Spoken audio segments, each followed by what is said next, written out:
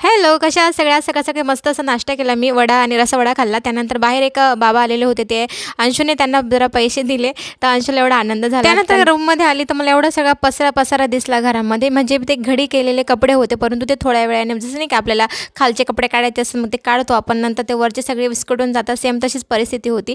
खालचे कपडे काढायला जातात आणि सगळे ते कपडे एकावर एक ठेवून असं सगळा काही ढीग तो तयार झालेला होता घरामध्ये. मग मी एक विचार केला, म्हटलं चला सगळे कपडे जमा करते. त्यानंतर जे काही घालायचे कपडे, जे नवीन कपडे त्यांचे चांगले फोल्ड करून ठेवते. त्यानंतर जे बाकीचे कपडे अजिबात आपल्याला वापरता असे पिशवीत भरून ठेवते, म्हणजे की जे समजा कोणाला तरी द्यायचे असतील आपल्याला कधीतरी, तर मग ते देता येतील लगेच तसंच काढून. आणि त्यानंतर समजा जास्त काही खराब कपडे असतील ते आपल्याला जाळता सुद्धा येतील. त्यामुळे मग मी ते सगळं वेगवेगळं करून घेतलं.